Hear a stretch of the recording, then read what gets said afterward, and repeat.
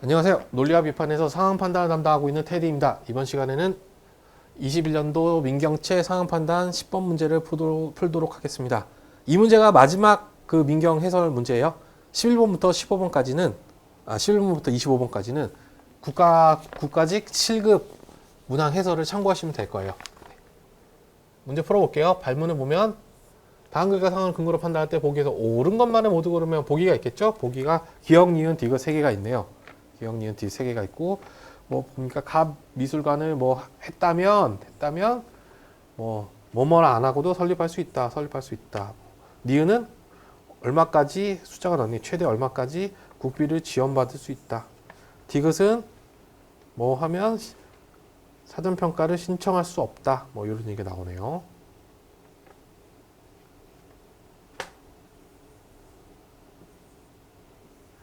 그럼 한번 살펴봅시다. 쓱 보니까 상황이 있어요. 상황은 보니까 A부터 C까지 지방자치단체가 다음과 같은 이제 뭐 설립하려는 게 예정하는 박물관, 미술관이 있고요. 건립비에 대해서 이렇게 나와 있네요. 그럼 이제 정보로 와서 딱 보면 첫 번째 동그라미 지방자치단체는 공립박물관, 미술관을 설립하려는 경우 공공부로부터 설립 타당성에 대한 사전평가를 받아야 한다. 이게 규정 같지 않지만 규정이네요. 요건이 효과. 지방자치단체가 공립박물관과 미술관을 설립했어요. 설립했다면 이거는 뭘 항상 한 거예요. 공공부로부터 설립 타당성에 관한 사전평가를 받은 거예요. 그죠? 여기가 요건, 요게 효과. 그죠? 요건. 근데 어떤 사전평가는 어떤 거냐? 연이에 진행한대요. 연이에. 상반기, 하반기. 신청기한은 1월 31일, 7월 30일 이렇게 됐고 평가기간은 2월 1일부터 4월 30일, 8월부터 10월 30일까지 이렇게 된대요. 사전평가에 대한 설명이 나오고요. 세 번째 동그라미 사전평가 결과는 효과가 적정 또는 부적정으로 판정한대요. 사전평가라면 결과가 적정 또는 부적정으로 나오고요. 네 번째 동그라미 지방자치단체가 동일한 공립박물관, 미술관 설립에 대해 3회 연속으로 사전평가를 신청한 모두 부적정을 받았다면 어떤 거예요? 3회 연속 모두 부적정이라면 그 박물관, 미술관 설립에 대해서는 향후 1년간 사전평가 신청이 불가능하다. 이건 뭐예요? 부적정에 대한 효과. 다음은 하나, 둘, 셋, 넷, 다섯 번째 동그라미 보면 사전평가가 적정으로 판정된 경우 이 적정에 대한 효과일 것 같아요. 지방자치단체는 제외란 말이죠. 부지매입비를 제외한 이거 조심하라고 했죠. 부지매입비를 제외한 건립비의 최대 40%를 국비로 지원받을 수 있다. 자, 그러면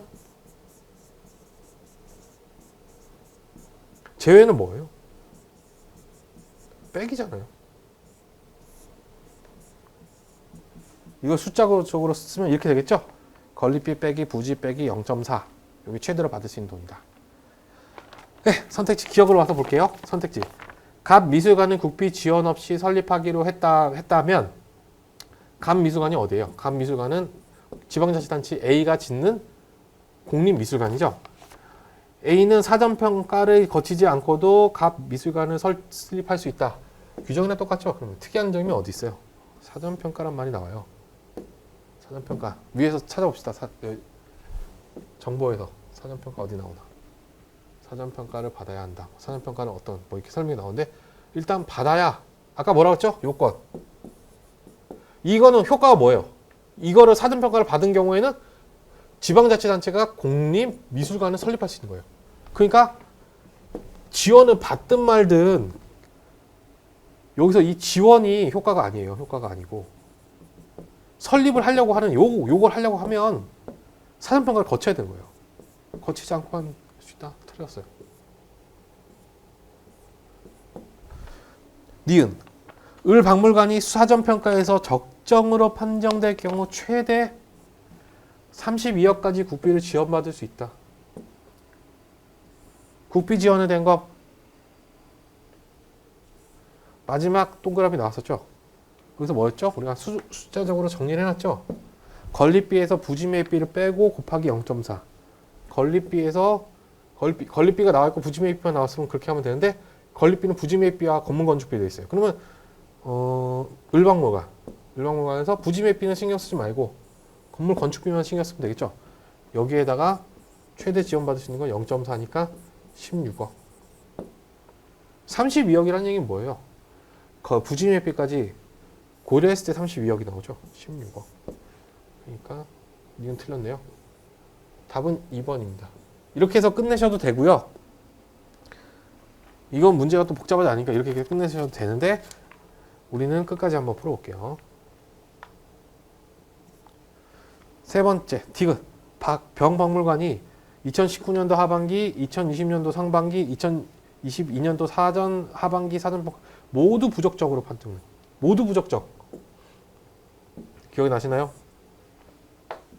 네 번째 여기 나와있죠. 모두 부적정을 받았다면 모두 부적정이 어떤 모두 부적? 3회 연속이에요.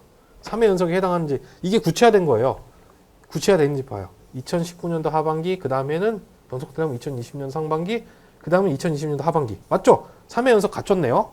갖췄고요. 이럴 경우에 받으면 효과가 뭐예요? 향후 1년간 사전평가 신청이 불가능하다. 그래서 딱 보니까 C는 병박물관에 대한 2021년도 상반기 사전평가를 신청할 수 없다. 없다고 돼 있죠? 불가능이 없다로 바뀌었네요. 같은 뜻이죠? 네. 그러니까 요거는 오른선지가 돼요. 그래서 답은 2번 디귿이 됩니다. 네. 어렵지 않죠? 주어진 대로 하는 거예요. 그러면서 이런 규정 관련된 아이들은 보면 조심해야 될 부분들이 이런 것들. 제외. 그죠? 그거밖에 없어요. 제외. 특히 조심해야 될 게. 나머지는 원칙적인 모습 그대로 가는 거잖아요. 그죠? 이런 것들. 받아야. 반드시 받아야. 이거는 예외가 없는 거예요. 나한테 선택지가 없다. 그러니까 거치지 않고도 설립할 수 있다. 안 되는 거죠. 그죠? 어렵지 않아요. 아주 기본적인 문제고 평소에 이렇게 쉬운 문제, 그러니까 해결이 잘 안 되는 분들은 이렇게 쉬운 문제 위주로, 기출문제에서 이렇게 쉬운 문제 위주로 되어 있는 것들을 풀으면 규정형 문항을 푸는데 아주 도움이 많이 될 거예요.